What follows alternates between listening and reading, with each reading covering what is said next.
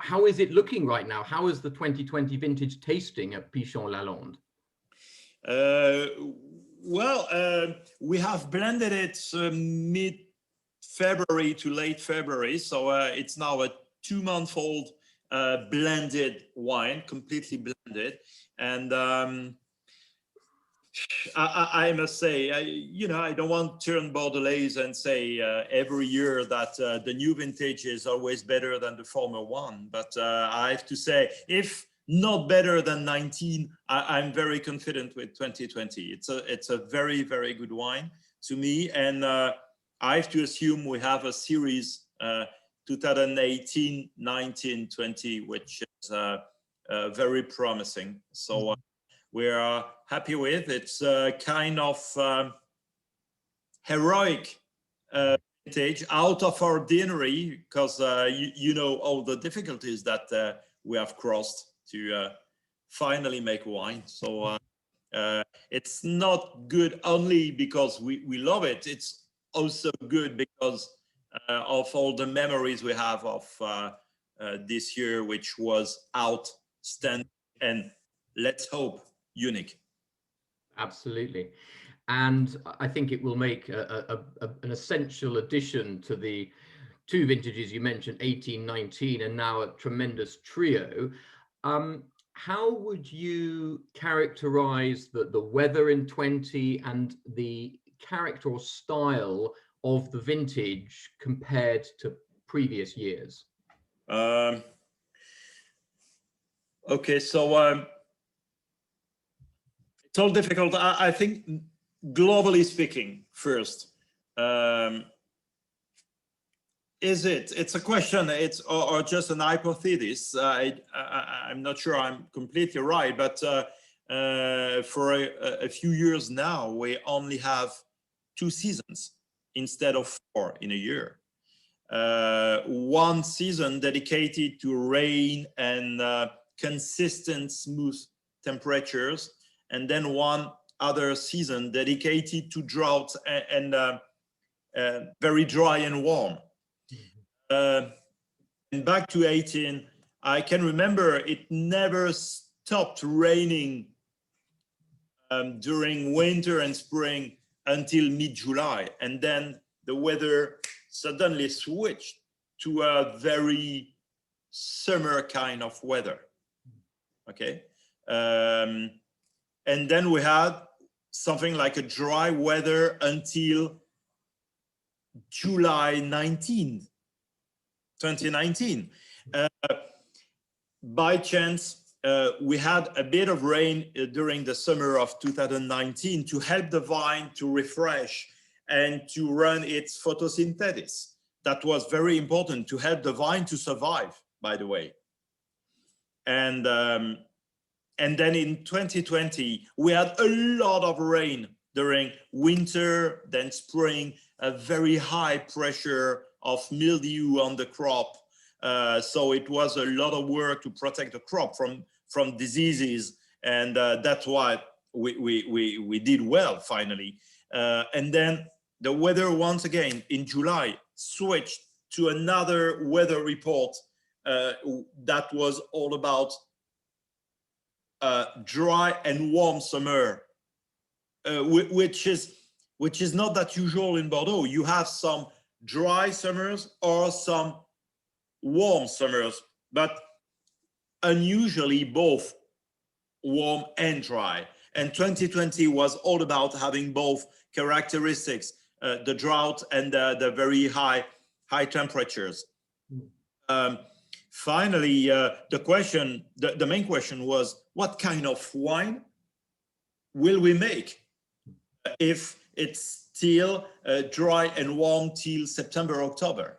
At the end of the day, we had a very appreciated rain mid-August, and that rain that fell down helped the vine to drink some water and to refresh. And at the end, that was very helpful for Cap Sauv, for Cabernet Sauvignon, to run the phenolic ripeness to the end. Yeah, back to your question, the common point between 18, 19 and 20 is that we have kind of 2 seasons and not 4 as we were used to have.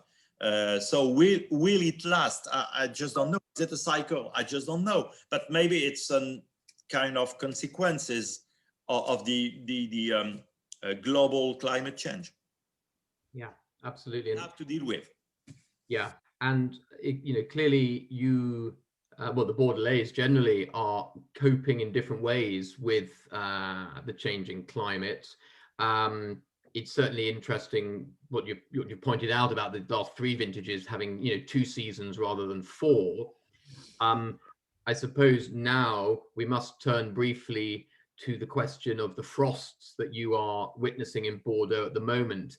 Has the chateau been affected by these? Fingers crossed, we have not been impacted by it, neither this week nor last week, not at all. The lowest temperature was 1.2 degrees Celsius, positive. Okay. So not a subject for us, but only 3 minutes driving from Pichon, it was 4 degrees Celsius less. So it's very unfair. It's a question of a few kilometers, but I mean, the fact that we are very close to the river is something very important. Part of what we call the terroir. Terroir is a very useful word when you don't have 5 hours to explain everything about viticulture, vine growing, winemaking, and so on. But it's the proximity to the river is certainly a part of it, and that creates,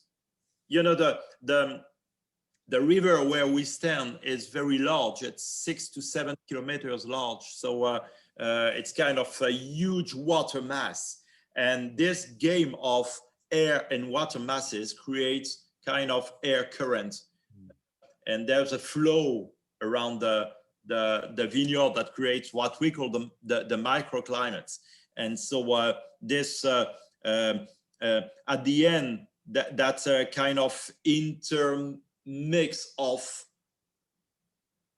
cold air and warmer air, and at the end the average temperature is a few degrees Celsius up to the average in the countryside, but it's finally the temperature is not cold enough to freeze bud and so on. So we take the benefit of it, and that's good. Absolutely. And it's interesting how years which have a lot of frost are often characterized by that, even if certain chateaux are not touched by it.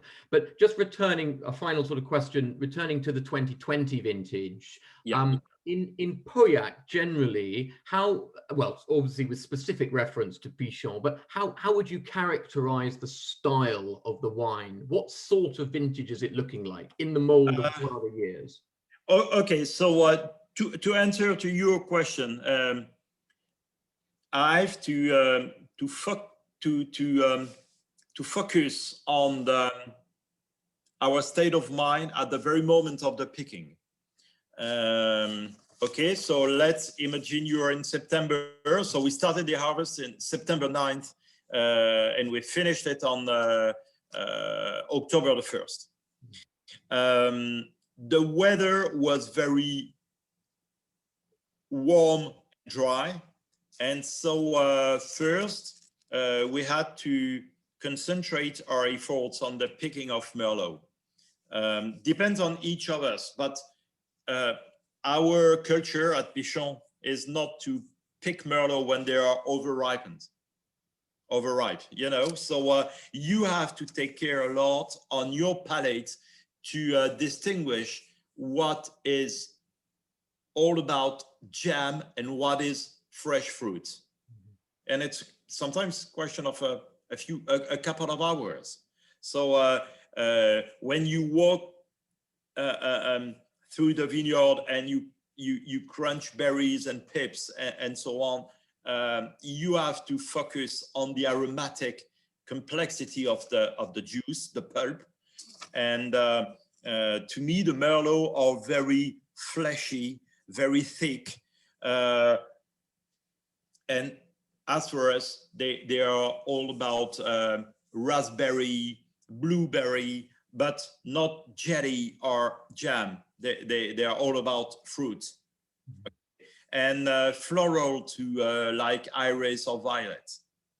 And then once you have this part of the,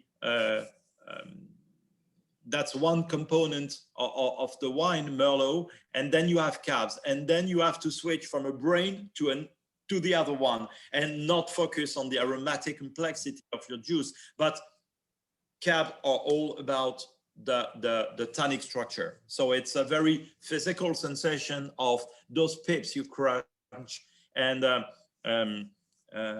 in a couple of days, in 2 to 3 days, those tannins of pips, they turn from bitter, rough, almost green, to something more savorous, something more tasting like chestnut, something silky, very racy.